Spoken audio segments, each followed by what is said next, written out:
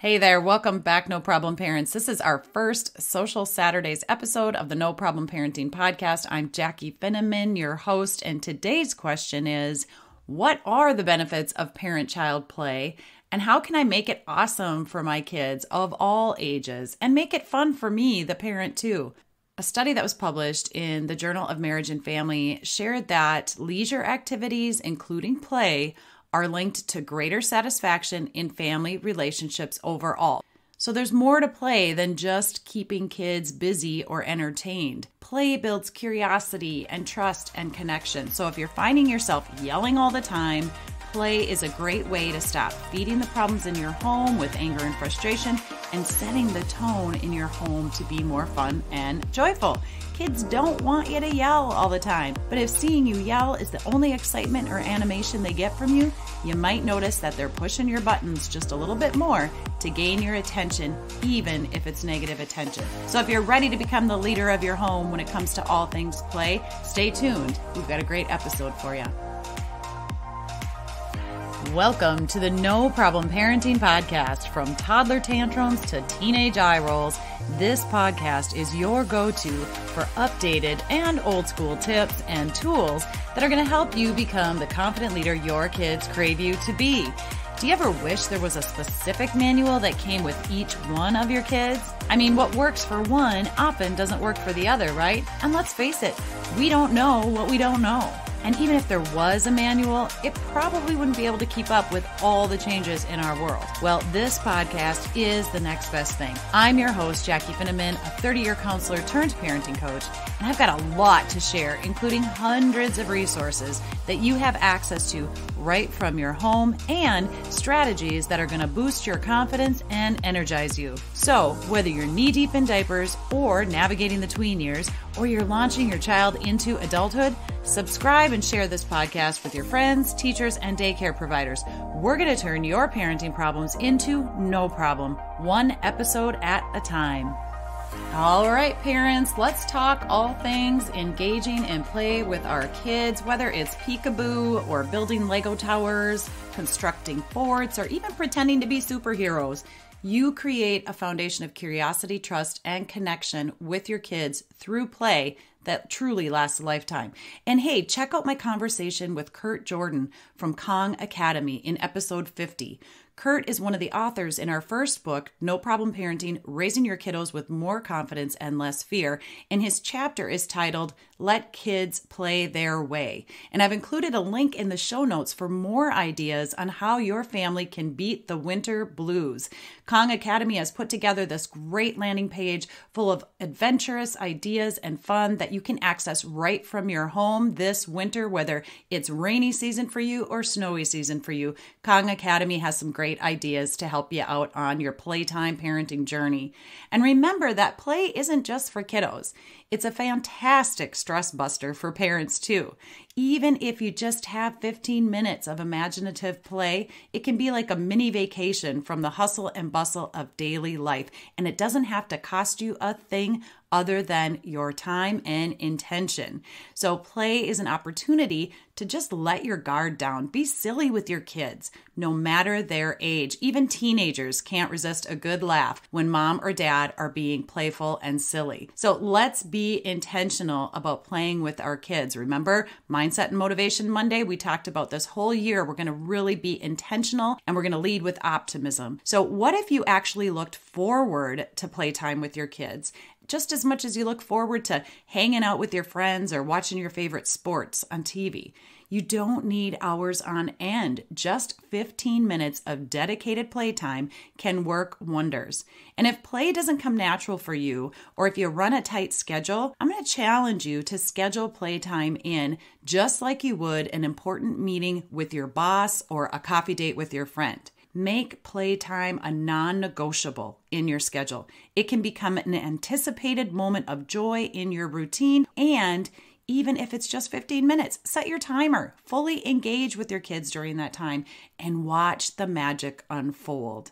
Have you listened to episode 172 with Glenn Lundy? Glenn was my guest, and we talked the whole episode about how to stop spending time with your family and invest the time instead, and how some kids require just that, 5 to 15 minutes of interaction on a daily basis, while other kids are perfectly fine waiting for your undivided attention on a fishing trip or some sort of outing, even if it's just once a month. So take a listen to episode 172. Glenn has some great tips. He's the father of 8 kiddos, so he's learned how to make time for each of his children and be really intentional with his time with his kids as a full-time working dad.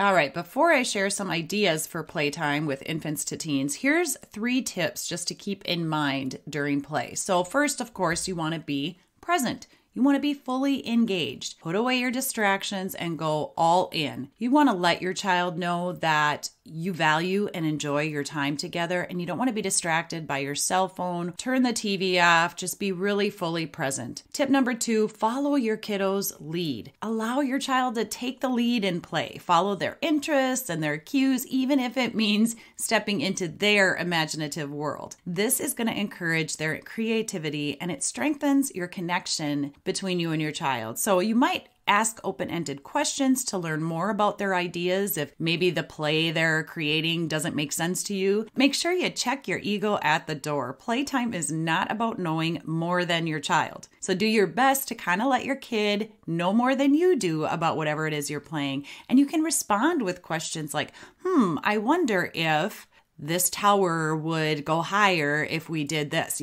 Instead of telling them something that isn't going to work, wonder with them and be like, I wonder if this would work different, or what you think about doing this, or can we try, instead of always having the answer for them when you know that something's not going to work exactly as they're expecting it to. Let them explore, use their imagination, trial and error. It's not about getting it right. It's just about having fun and creating that curiosity. Okay, and the number 3 is quality over quantity. So again, it's not about the duration of playtime. It's about the quality of your interaction. So even if you only have limited time, make the time count. Choose activities that your kiddo is interested in and focus on creating positive, memorable experiences during this play. Quality playtime, even if it's rare, even if it's not a whole afternoon, it's just a short little bit of time, it's going to actually leave a lasting impact on your relationship with your kid. The more opportunity you have to play with your child, the more you invest in time with your child, the less problems you're going to encounter behaviorally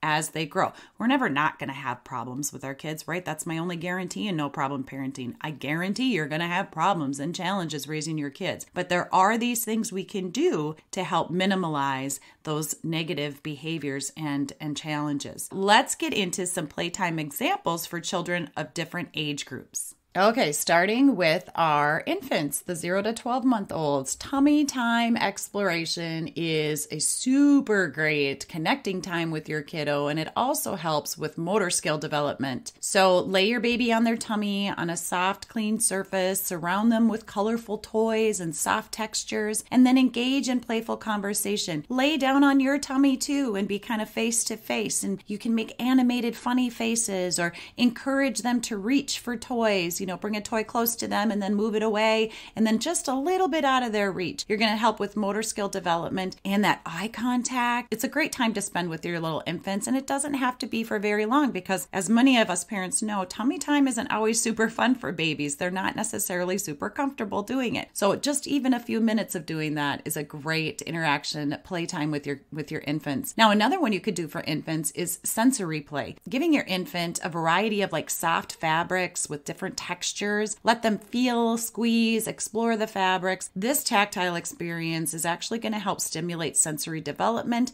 and it helps with their motor skills as well. So playing peekaboo, with the blanket and things like that. Anything engaging with your eye contact and that face-to-face kind of connection, whether you're sitting them on your lap or you're playing with them on the floor. Babbling, cooing, having a conversation with your infant is super important, and it develops relationship, trust, and connection with them. It's so fun. Okay, next let's talk about the toddlers, the 1 to 3-year-olds. So a fun activity is to build a cushion fort.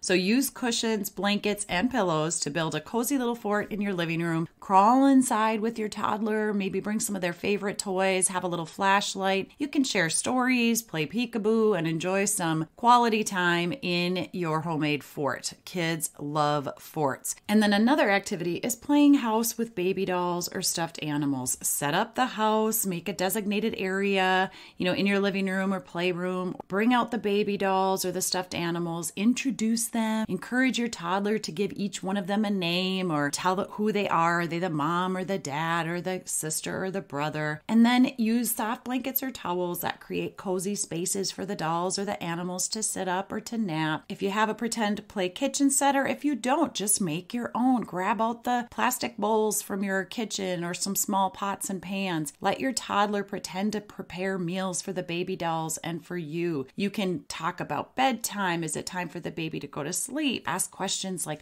oh, what is your baby eating today? Or is it time for the baby to go to sleep? This is going to help create language skills, but it's also encouraging imaginative thinking, which is super important in our little toddlers. And don't hesitate to join in the play. Take on a role. Perhaps you're the family friend or the grandma or the sister or the brother, the waiter, the waitress. Interacting in cooperative play, strengthening your connection with your kiddo, and use animation with your face. They love that. They absolutely love that. If your toddler successfully puts the baby doll to sleep or cooks a really good meal, you can share in that like, oh, you're such a good mommy, or you're so nice. If the toddler starts to get crabby and creates two stuffed animals fighting with each other, you can say, oh, let's teach them to be nice, and show them and model that. Remember, the key is to let your toddler take the lead and enjoy their freedom of imaginative play. And playing house, it not only entertains them, but it also nurtures their creativity, social skills, and a sense of responsibility in your little one. Okay, moving on to our preschoolers, the 3 to 5-year-olds. One of my favorite things to do is an imaginary tea party. Host an imaginary tea party. Set up a tea station with empty cups and saucers and pretend tea. You can even have real tea if you like. I used to do this. And my son, I'd have my nieces over to play tea time or tea party. And my son and my nephew would join right in. They'd wear their little fedora hats and act like the gentleman at the tea party. Encourage your kids to invite their favorite stuffed animals or dolls if you don't have friends that can come over for the tea party. This also promotes imaginative play. And you can dialogue and have like these conversations between the stuffed animals and your kiddos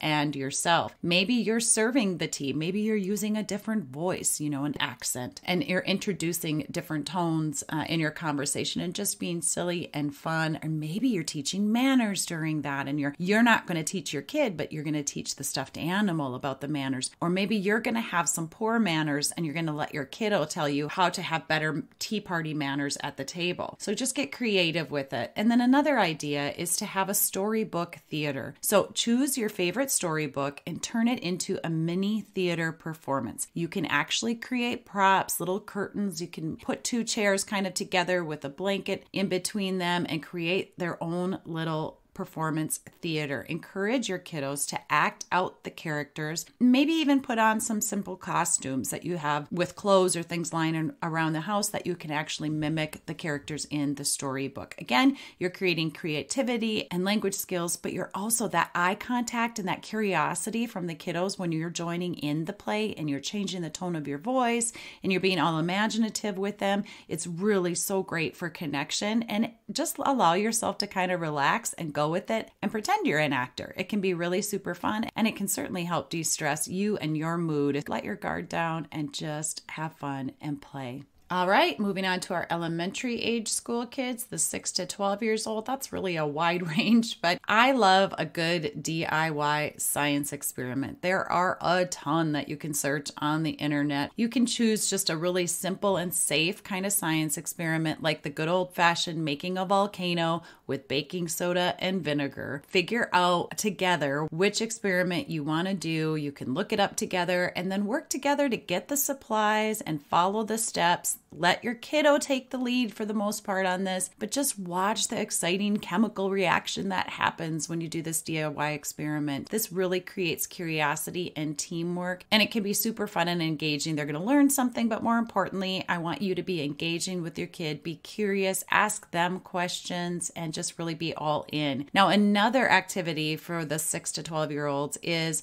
a DIY board game. Create a personalized board game. Draw the board, design the cards, come up with the rules. Again, you're encouraging creativity, but it's super fun. And family-made games, you know how kids want to make up their own rules a lot of time when there is a traditional board game that you're playing? Well, this is an opportunity for them to get creative and to make up their own board game. What will the characters be? You'll be impressed with what kind of games that your kids come up with. Grab some cardboard or stock paper. Maybe you're making a board game using toilet paper or paper towels or something random, tin foil, something random around the house. But just really have fun with this and actually let your kids lead the way, because trust me, they'll be almost 9 times out of 10, they're way more creative than we could ever be. So create a DIY board game. All right, moving on to our preteens, like 12 to 14-ish, right? These ages are just a range, you guys. You know your kids best. I happen to think this idea can work with kids of all ages, but it is to create a collaborative art project. So you're going to pick a theme together as a family for an art project. Maybe everybody will write a theme down that they want to do for the day, and you throw it in a hat and you draw one, and that's the one you go with. And the good news about that is if you have several kids, you're going to have several ideas, and then you'll have several activities to do,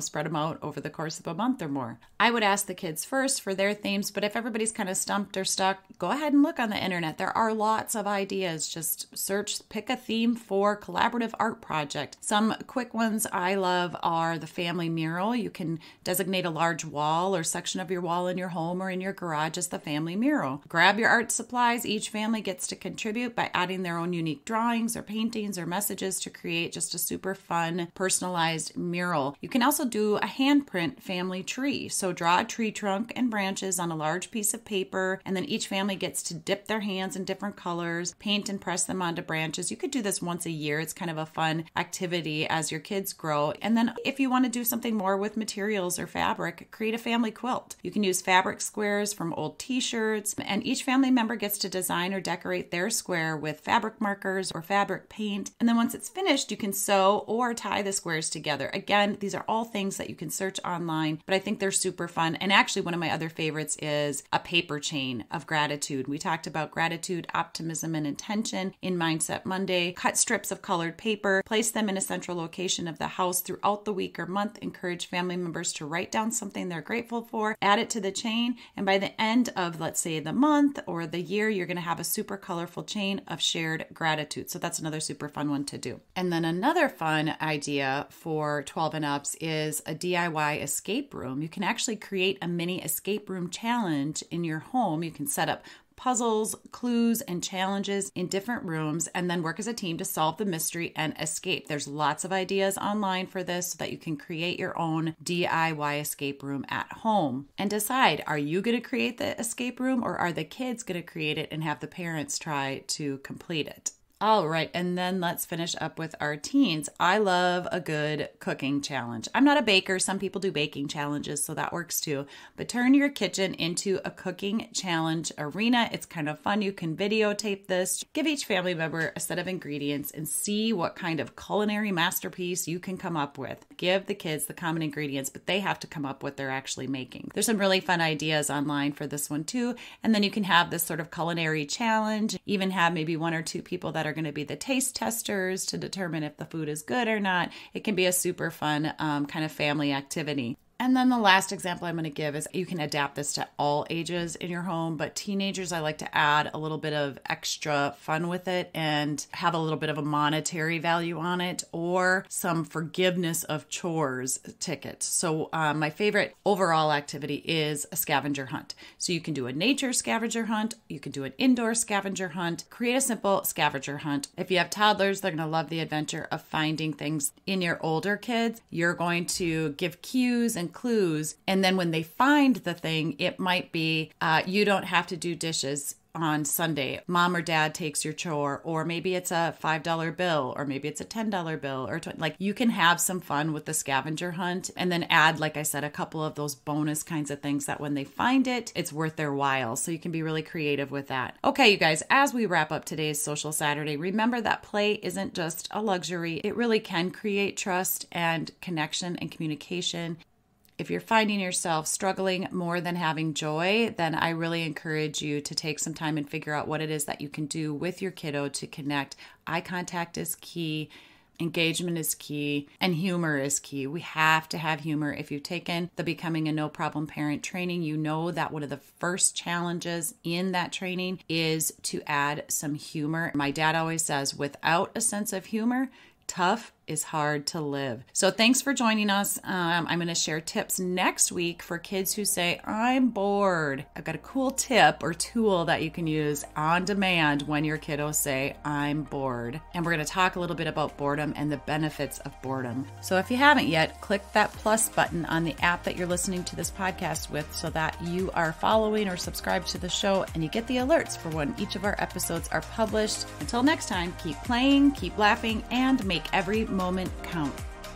All right, that's it for today's episode of the No Problem Parenting Podcast. Hey, thanks guys for tuning in. If you found value in today's episode, click the subscribe button and share it with other parents who might need a little boost. Stay connected on our socials by following @NoProblemParents for more parenting tips and get your free download of the 60 ways to respond to your kids without losing your cool. Go to NoProblemParents.com. Until next time, remember, your confidence comes from embracing both successes and setbacks. So take a deep breath, embrace the chaos, and remember, you got this.